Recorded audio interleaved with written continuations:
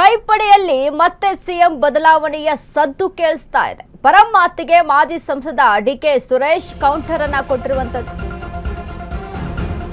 ಕೈಪಡೆಯಲ್ಲಿ ಮತ್ತೆ ಸಿಎಂ ಬದಲಾವಣೆಯ ಸದ್ದು. ಪರಂ ಮಾತಿಗೆ ಮಾಜಿ ಸಂಸದ ಡಿಕೆ ಸುರೇಶ್ ಕೌಂಟರ್. ಅವರು ಗೃಹ ಸಚಿವರ ಇದ್ದಾರ, ಅವರು ಹೇಳಿದಂತೆ ಕೇಳೋಣ. ಪರಮೇಶ್ವರ್ ಹೇಳಿಕೆ ಬಗ್ಗೆ ನಾನೇನು ಅನ್ನಲ್ಲ, ನಮ್ಮನ್ನ ಸಿಎಂ ಆಗಬೇಕು ಎಂಬ ಆಸೆ ಇದೆ, ಇಲ್ಲ ಅಂತ ನಾನು ಹೇಳಲ್ಲ. ನಮ್ಮನ್ನ ಇವತ್ತೇ ಸಿಎಂ ಆಗ್ತಾರೆ ಅಂತ ನಾನೇನು ಹೇಳಿಲ್ಲ. ಇದು ಮಾಜಿ ಸಂಸದ ಡಿಕೆ ಸುರೇಶ್ ಸ್ಪಷ್ಟವಾದ ಮಾತು. ಇತ್ತ ಮಾಧ್ಯಮಗಳ ಮೇಲೆ ಸುಳುಕಿದ ಪರಮೇಶ್ವರ್ ತಿರುಗಿ ತಿರುಗಿ ಅದನ್ನೇ ಯಾಕೆ ಹೇಳೋದು?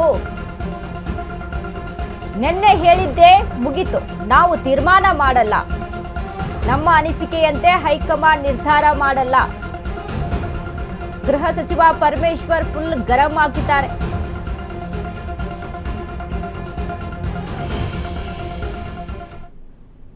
ಅವ್ರನ್ನೇ ಕೇಳ್ಬೇಕಂಗಂತ ಅವ್ರನ್ನೇ ಪರಮೇಶ್ವರ್ ಅವ್ರು ಹೇಳಿದ್ದಾರೆ ಅಧಿಕೃತವಾಗಿ.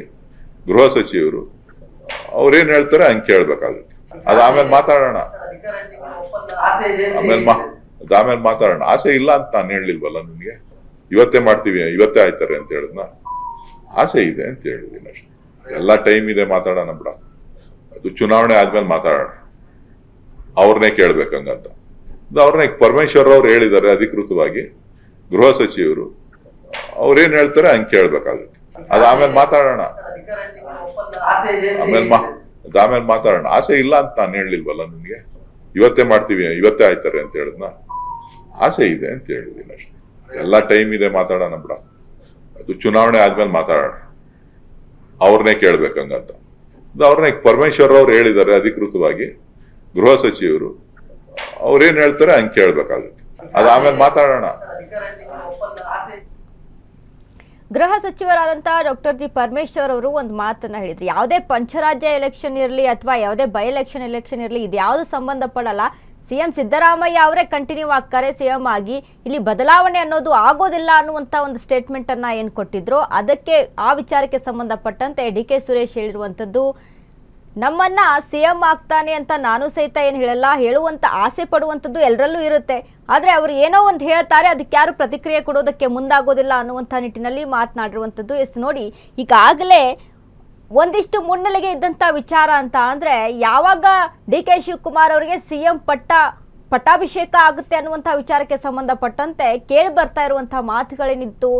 ಈಗಾಗಲೇ ಅಸ್ಸಾಂ ಎಲೆಕ್ಷನ್ ವಿಚಾರಕ್ಕೆ, ವಿಧಾನಸಭಾ ಎಲೆಕ್ಷನ್ ವಿಚಾರಕ್ಕೆ ಸಂಬಂಧಪಟ್ಟಂತೆ ಡಿ ಕೆ ಶಿವಕುಮಾರ್ ಅವರಿಗೆ ಒಂದು ಜವಾಬ್ದಾರಿಯನ್ನ ಕೊಟ್ಟಿದ್ದಾರೆ. ಪಂಚರಾಜ್ಯಗಳ ಎಲೆಕ್ಷನ್ ಇದೆ, ಆ ಎಲೆಕ್ಷನ್ ಮುಗಿದ ಮೇಲೆ ಸಿಎಂ ಪಟ್ಟಾಭಿಷೇಕ ಆಗೋದು ಗ್ಯಾರಂಟಿ ಅನ್ನುವಂಥ ಮಾತುಗಳು. ಮತ್ತೊಂದು ಕಡೆ ಬೈ ಎಲೆಕ್ಷನ್ ಇದೆ. ಈಗ ಏನು ಪವರ್ ಶೇರಿಂಗ್ ವಿಚಾರ ಏನಿದೆ, ಸಿಎಂ ಬದಲಾವಣೆ, ಇದು ಬೈ ಎಲೆಕ್ಷನ್ ನಲ್ಲಿ ದಕ್ಷಿಣ ಮತ್ತು ದಾವಣಗೆರೆ ಮತ್ತು ಬಾಗಲಕೋಟೆ ಕ್ಷೇತ್ರಕ್ಕೆ ಇದು ಹೊಡೆತವನ್ನ ಕೊಡಬಹುದು ಅನ್ನುವಂಥ ನಿಟ್ಟಿನಲ್ಲಿ ಈ ಒಂದು ವಿಚಾರವನ್ನ ಮುನ್ನೆಲೆಗೆ ಇಟ್ಕೊಂಡು ಡಿ ಕೆ ಶಿವಕುಮಾರ್ ಅವರಿಗೆ ಸಿಎಂ ಪಟ್ಟಾಭಿಷೇಕ ಮಾಡೋದು ಬೇಡ ಅನ್ನುವಂಥ ನಿಟ್ಟಿನಲ್ಲಿ ಹೈಕಮಾಂಡ್ ಒಂದಿಷ್ಟು ನಿರ್ಧಾರಗಳನ್ನು ತೆಗೆದುಕೊಂಡಿದೆ ಅನ್ನುವಂಥ ಮಾತುಗಳಿತ್ತು. ಆದ್ರೆ ಈಗ ನೋಡಿ, ಎಲೆಕ್ಷನ್ ಡೇಟ್ ಹತ್ರ ಬರ್ತಾ ಇದ್ದಂತೆ ಸಿದ್ದರಾಮಯ್ಯ ಬಣದಿಂದ ಕೇಳಿ ಬರ್ತಾ ಇರುವಂತಹ ಮಾತುಗಳೇನು, ಎಲ್ಲವೂ ಸಹಿತ ಉಲ್ಟಾ ಆಗ್ತಾ ಇದೆ ಇಲ್ಲಿ.